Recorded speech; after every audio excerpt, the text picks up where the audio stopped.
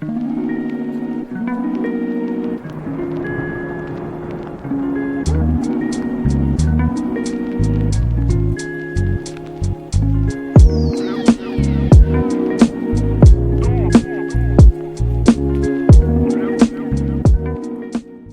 this is my fifth and final retro gaming device. Now this is a Samsung Galaxy S10 phone from about 5 years ago. It's my old phone. As you can see, there's quite a bit of screen glass damage here. The phone itself probably has a value of about £5 if I were to sell it, because nobody wants a 5-year-old smash glass screen, even if it was a flagship phone at the time. And it's set within a Razr Kishi version 1, which I bought on eBay. I won a badly timed auction, basically. It finished at about 9 AM on a Monday. I paid £27 for it a couple of years ago. At the time, these were retailing for about £60 or £70. As you can see, it's not in the best condition, the Kishi or the phone, but does what it needs to do. Now, this phone was sold worldwide with Snapdragon 855, actually, Snapdragon 855 SoC. But in the UK, it was sold with a Xenios processor, Samsung's own processor, which I'm not sure if it's necessarily weaker, but it's less optimized for gaming, and it doesn't perform that great when it comes to, for example, PS2. I mean, it can do a little bit of GameCube. It's probably, I'd say, probably on par with the T610, which is in the Retroid Pocket 2S, I'd say, from my experience. Benchmarks wise, I can't prove any of that.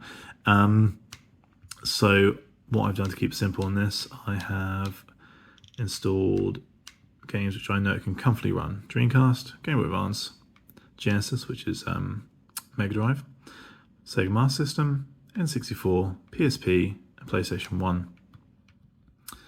I just think it's, again, this is another cheap setup. You take your old phone, you install this, just literally just install Daijishu as a launcher, just to consoleize it.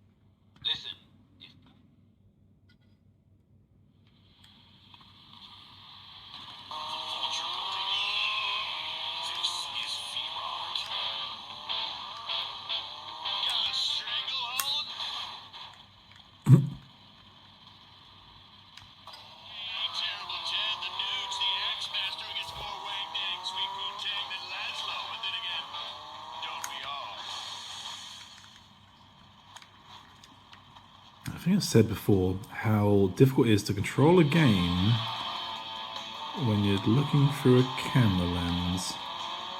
That's my excuse anyway, and I'm sticking to it.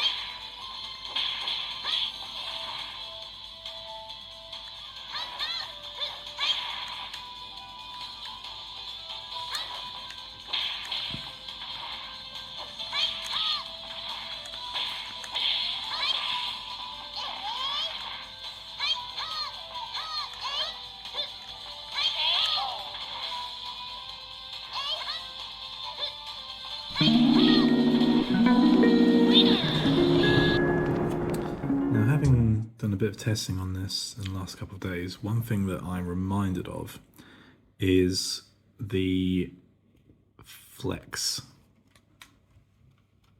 Now here, obviously this is a telescopic controller. It's held together by these sort of rubber membrane.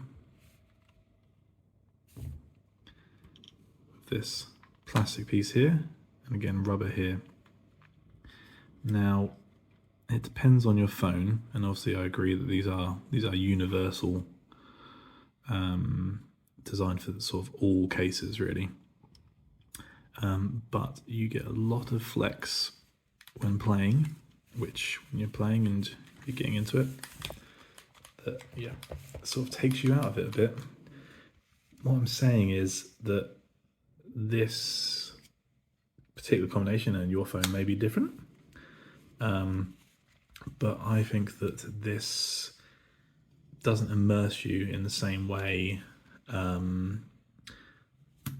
it could do if it had a firm back. And obviously with a firm back, the controller is less compatible, because obviously the phone doesn't have to fit within certain size dimensions brief. But I'm very much aware when I play with this that I'm playing with a phone inside a telescopic controller. I'd actually say that in this instance, compared to perhaps for example, the cheap Chinese blue BPS free, I believe it's called, that I've shown in my video with my Samsung Galaxy S3. Yeah, the buttons aren't as good on that, and the overall quality is a bit lower, but the fact that it has a rigid back to it can sort of trick you into thinking that it is a dedicated machine. And that's what I'm trying to do with these old phones, is use them as dedicated machines. Install this console interface, install the games in a way that you might see on, for example, a Switch or a PS Vita,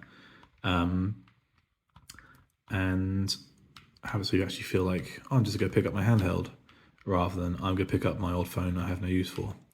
And I do think the Kishi does kind of take you out of that a little. So it might not be true of everybody's phone setup. And obviously I'm playing with this in a case, and I've removed the inserts.